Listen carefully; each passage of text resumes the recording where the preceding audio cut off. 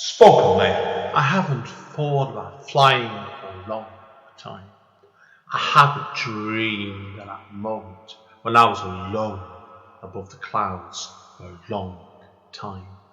I haven't dreamed of waking up in a room surrounded in blue and green grass for more years than I could dream of remembering.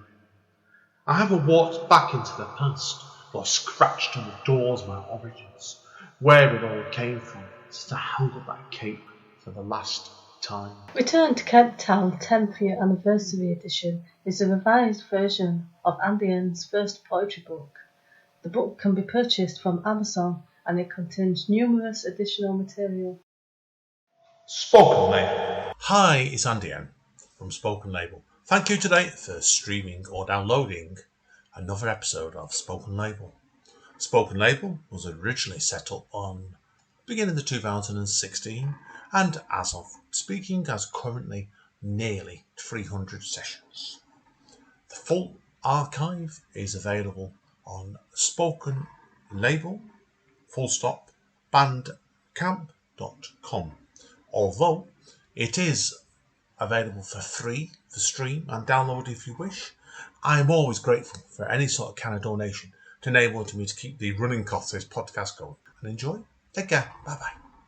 Spoken Label. Hi guys, Andy N, Spoken Label, back in the house. We're across the seas again to Ireland today. Got a lovely lady with me as well, and from the Meeks area, and I hope I pronounced that right. Oh, you're telling me off already, so doing well here today. Sorry, right. So we're proud people. You see, it's been one of these sessions today already. So, lovely lady. I mean, she's Common Ground and a very innovative local organisation over in Ireland, and her name is Queen Dee. So I'm going to call her Dee because I'm not calling anybody Queen for half an hour. I very much respect that. Okay, Dee. First of all, then, obviously, people that don't know you, and if I don't know if they don't know you, I don't know why. So, obviously, tell people, obviously, about your creative journey then before we start. Because I know I got talking to you, Richard, for your poetry, didn't we, a little while ago? Yeah, that's right. And I know your direction's changed, hasn't it? It has slightly, or it's just maybe gone a little bit parallel. So a little bit of this and a little bit of that, yeah, definitely. But definitely veering more towards music and visual arts at the moment, which has been a really, really fun experience. Yeah. Yeah, and obviously when we first got talking, obviously, off when people knows we've known each other a bit. What about 18 months now, haven't we? So around that, yeah, through a mutual friend. And I knew you for your poetry. You're a fantastic poet anyway. So what was the music always there then? Was it before you started your poetry, or has that come more recently? So it's funny. So I would have done a few, tin whistle, recorder, and accordion as a child, but never really been passionate or followed through. After around 13, I would have stopped all of them. So I always was drawn to music and been obsessed with music, but never dedicated enough, or I don't know, strict enough with myself, so always wanted to be, but never did. And a friend of mine at the beginning of lockdown, or I suppose midway through lockdown, said to me, "Why don't you just get an app and try that and see if it works? Because you've got such a good ear. Surely you should be able to make it work." And it took actually hearing it from another friend about 2 months later for me to actually go like, okay, I should just do that. I should just download the app. If it's not that hard, it's not that hard. And it was incredibly, not easy, but just it made a lot more sense than anything I've tried before, which was cool. It felt good to be good at something, or to get something, I guess. Yeah. Your music obviously, because I've seen you read your poetry before now, and I've read it, is such a radical difference in direction. Yeah. Now, tell us about, obviously, we're here today to talk about your EP, really, aren't we? Yeah, my EP. But I would have done before that. I've done something. I would prefer consider poetry over music than my own, or not that it's not my own song, of course, but just it's a different thing to what I'm doing now, I guess. Yeah, but still, yeah, it was very important and is very important, I guess. Yeah, but just everything feels slightly different, even though I'm sure to the average listener it sounds the exact same. But because the difference of the work, or the difference of the energy for me, it feels very different. Now, obviously, your work itself, and obviously, like I said before, I've gone for your EP, which we better tell people what it's called first before we start, haven't we? Yeah. So Bet I'm Broke. And I was going to let you carry on then. Sorry, no. Now, tell us obviously about the actual title track, Bet I'm Broke, features Flash Kelly. Yeah. Now, how did you first get working with Flash then? So Flash actually, kind of what we were speaking about there.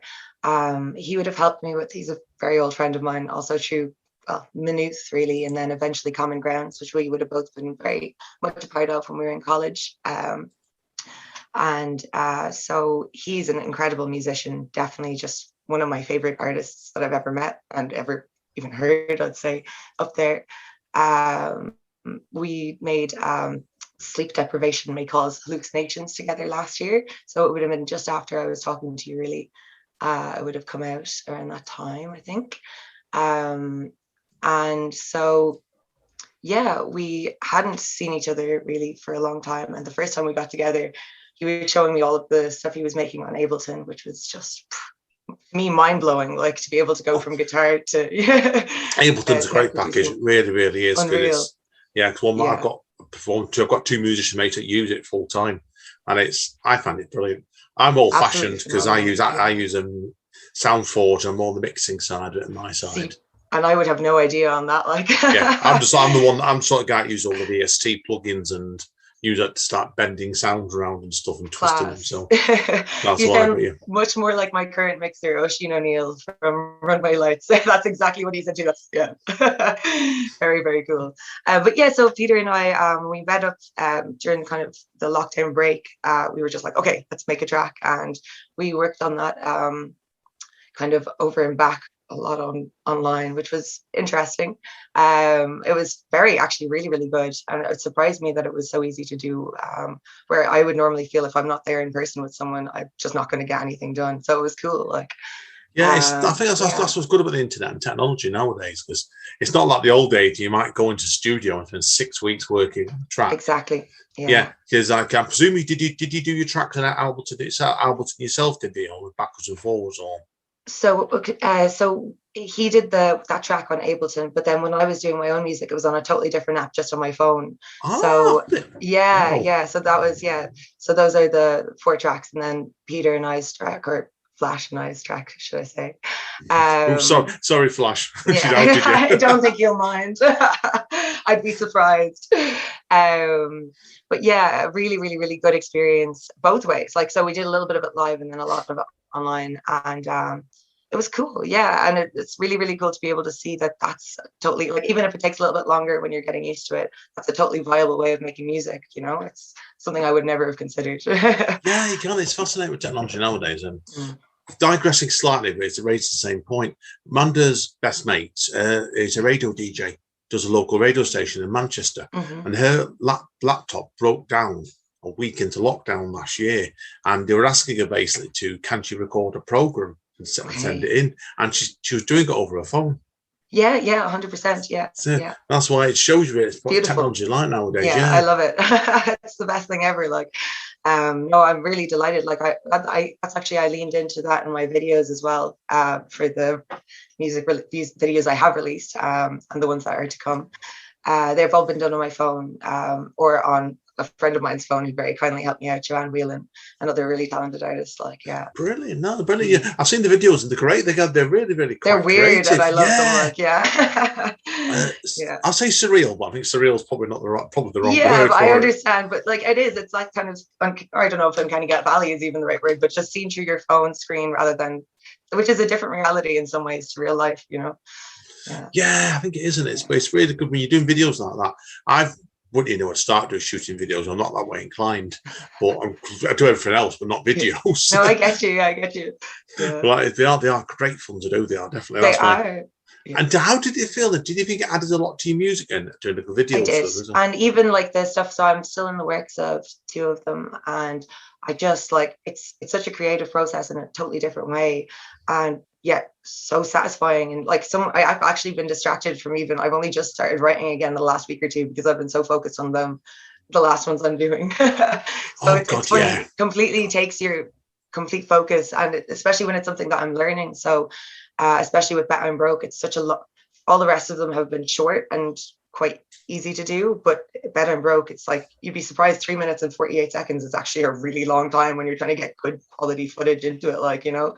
Yeah, because people Yeah. look at your EP, the actual 4 tracks you self-produced by yourself Yeah, generally are about half the length, aren't they? Better of and course. Broke. Yeah. Yeah, absolutely. And that was not fully intentional, but like I felt like I could have pushed on and repeated myself, but it wouldn't have been really adding anything to it. It was where I wanted to get something that's just a little bit of what I want to be, and testing the water for both myself and for my audience. And like I really want to be working, especially with, I just love working with other people. Like that was, felt like half of the good of the music comes from the other people you're working with. So like as much fun as I was having, I feel like there's a lot more to be done with, yeah, with new artists and new collaborations and stuff. So it's definitely not half finished. I feel like it's finished, but they're all songs that I'd love to do live versions of, and they're all songs that I'd love to maybe have more artists in on, and kind of been talking to a few people about doing stuff like that. So yeah, I don't know. I think it's good to be kind of recreating your, even if it's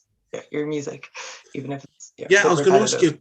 We'll talk about your live plans in a bit, because there's a couple of questions I want to ask you first of all about the EP. Anyway, and then I know the first one, "Better I'm Broke," that was wrote, obviously. I know from what you've been telling me, it wrote pre-lockdown, wasn't it? Yeah. And what's come afterwards, I wrote during lockdown. Yeah. So did you find then, as a writer, do your creativity change over lockdown? Completely. Yeah, it 100% did.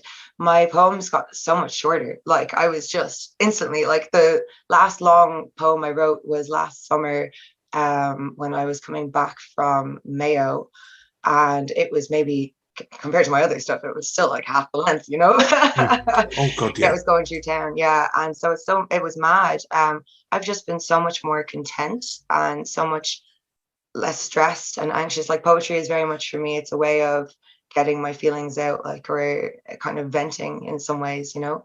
I'm sure some people have described my art as complaining, and I'm okay with that. It is like so yeah, it was funny when I had less to complain about, I had less to write about. And that's, I think, why the songs are kind of, I was almost like me trying to laugh at the situation I was in, or how crazy this all is, and be funny, or not funnier, but just like felt like it was okay to be a little sillier and a little bit less grim than I might have been before lockdown, when everyone was a little bit happier. I don't know. Yeah, it's kind of a hard one to explain, but there's definitely a huge difference. I think it is, because a lot of people, like I've done a lot of writers that have been really depressed over lockdown. Like in your case, you've gone the other way, haven't you?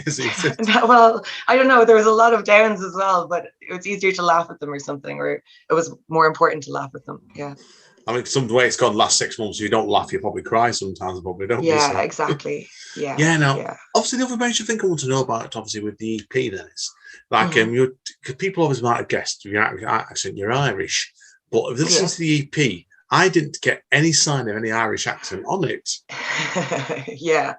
So and your vocals are also, like, because like me, we're both quite quick speakers. Yeah. Was it a conscious decision to slow your vocals down? It was partly conscious and partly my granny's voice in my head, who has been for years telling me to slow. She would have sent me to elocution lessons as a kid, and was always just telling me to slow down and speak with dignity. And so there was an element of that. And then there was, I say my accent, just for whatever reason, I say COVID instead of COVID. And so I'm sure you noticed in a few of the songs I mentioned the word COVID or COVID. And it was pointed out to me that no one, or two of the people I sent the song to just were like, what were you saying? I couldn't understand you. Like, you know, what's COVID? And I was like, like, it's what everyone said, COVID, no? So on the second recordings, I decided that I would go with the common vernacular so as not to confuse people too much. But I'm actually I really like the way I sound in my original recordings, so I'm going to put them up on SoundCloud, and if people want to listen to those, they're there for free. So yeah, I'd like to hear them, definitely. So yeah, so I'll take it then. Crack, like, yeah. Is it quite different then for people that are interested then? Are they quite different, these original tracks then, are they?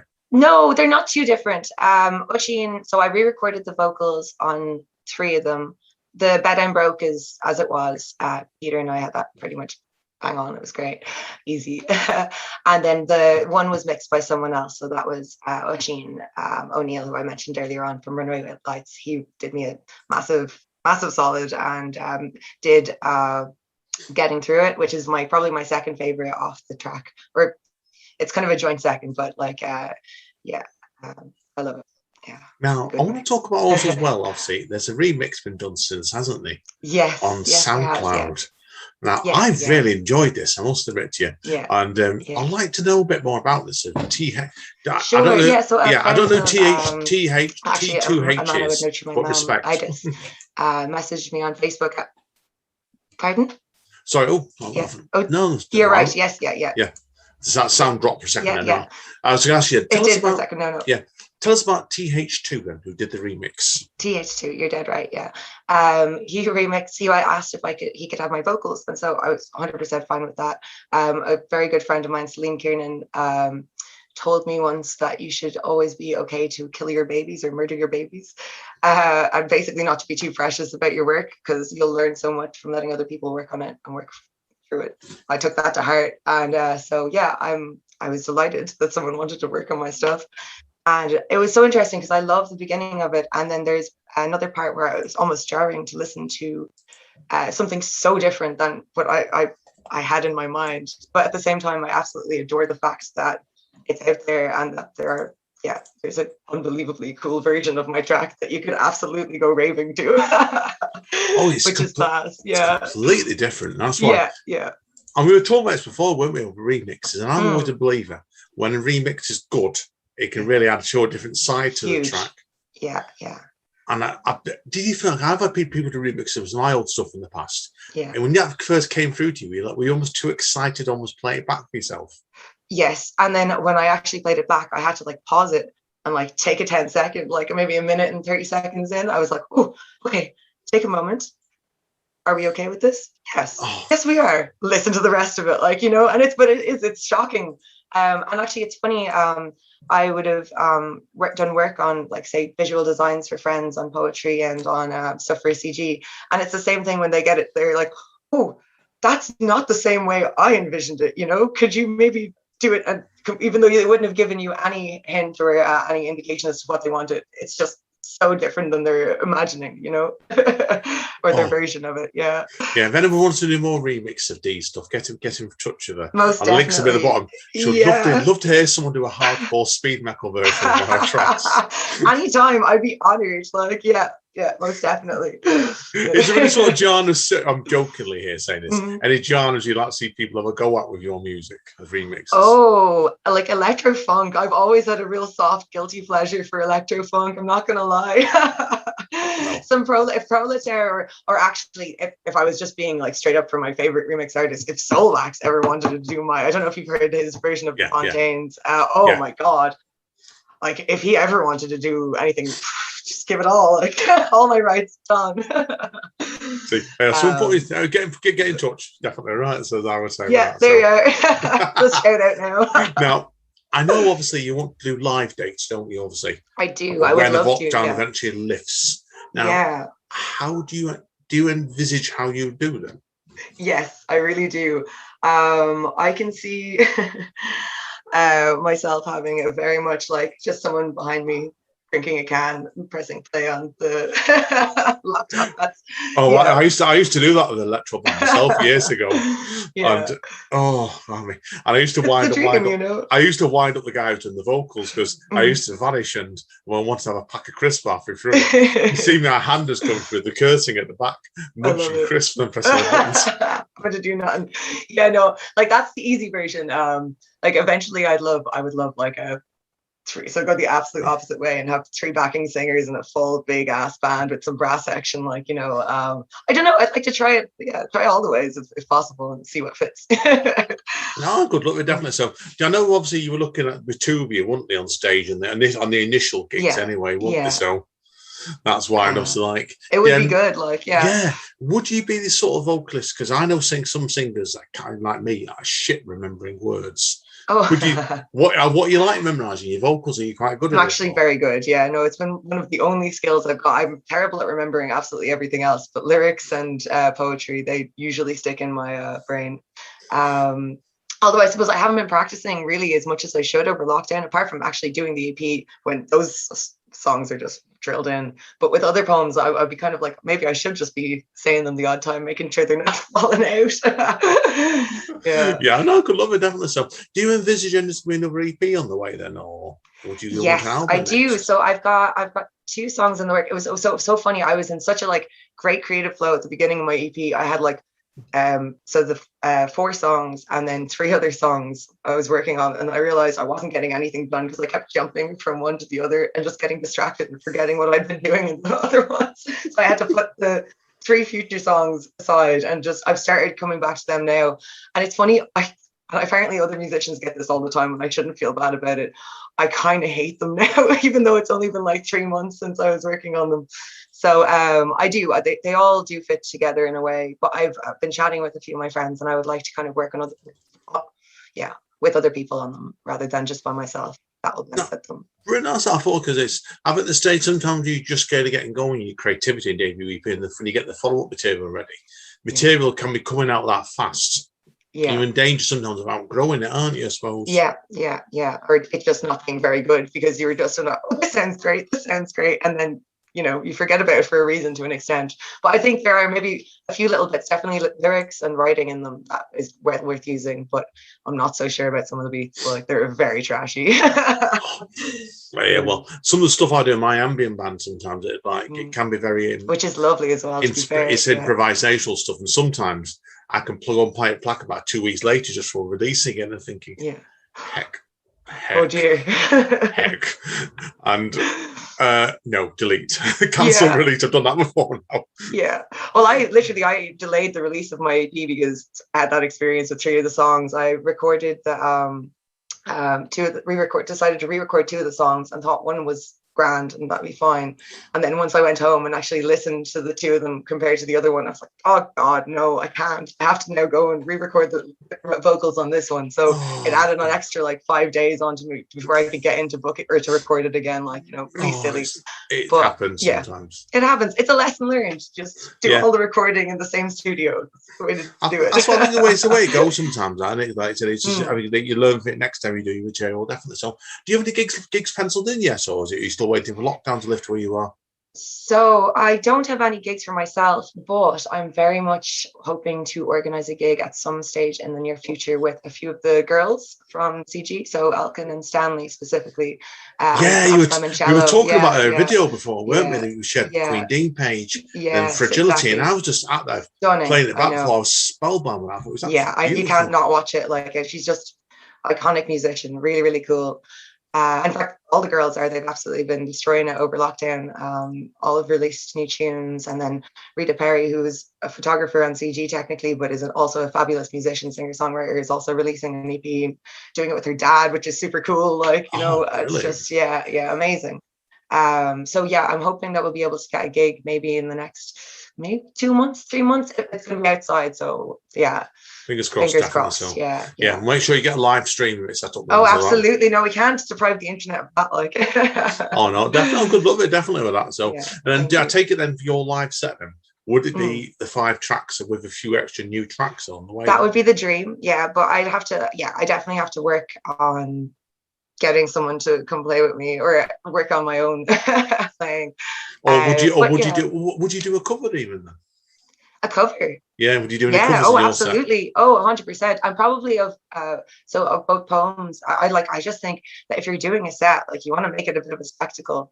I think I've been to some of the best gigs I've ever been to would be like the Magnetic Fields or the Divine Comedy. They had not only their amazing, absolutely unreal songs, but also a beautiful set piece that moved along with the performance and almost theatrical. I think that's 100%. There's outfit changes, like big show off. Like, I think So in your case, it'd be like, 20 costume changes per 15-minute set?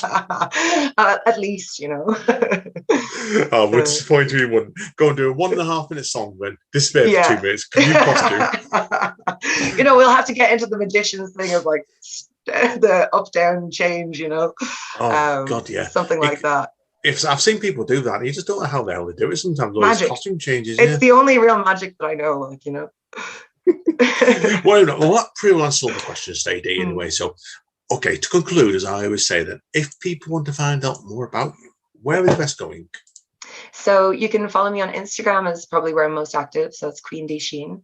And then you can also find me on Facebook, on Twitter, and YouTube and Spotify. I'm on all the places, really. Like, to be accessible. You can either. I'll put all the links with you. So I've got the Facebook link. I'll put down for people's or your YouTube channel as well. Sure, yeah. And also we've got your SoundCloud one. Now your music itself, it can be bought at all the usual places, can't it? It can, of course, yeah. Apple Music, Spotify. They give you a big list of like, we're going to send all of your music to here. Please untick and don't get mad at us or sue us if you're surprised you're added to YouTube Music, you know. And I think you do something. You think I know I've had it before now when I've had releases come up, and I've had people saying to me, "Oh, I didn't know you were on this page." And I've gone looked at the page. I don't even know what that page is. Sometimes. Yeah, I literally like, where does this? Like, they just have ties to them. Yeah, don't question it. I had an double album come out last year and then Dutch label, and it was like it went on about 20 different pages I hadn't even heard of half of them.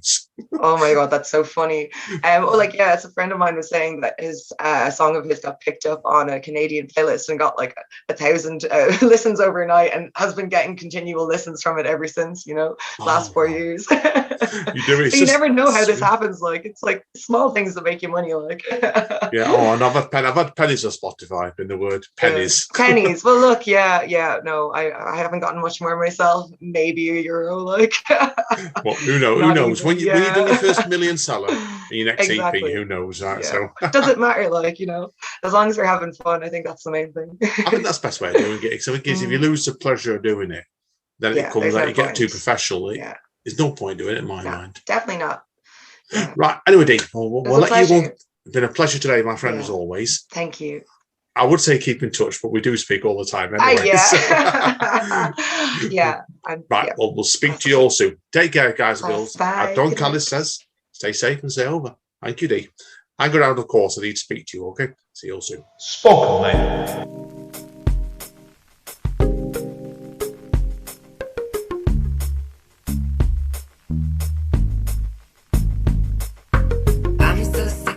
Cash woes, and I just wanna see that cash flow. You can bet I'm broke in a debt chokehold, and the fear grows deeper as I teeter on the edge of fucked. Hooked to bills, bemoaning loans, addictive thrills. Taxis taking me home, warning after kills, and nothing feels like popping pills. Pin card push, contactless rush. Spend, take every land. Your ATM of ending friends with unfair favors because of your negative behaviors. I don't wanna work all day, so why gotta be this way? Can we change our 9 to 5 to let us grow, help us thrive? I just can't live this way. It's gonna make me go insane. We need to break the 9 to 5 to let us grow, help us thrive.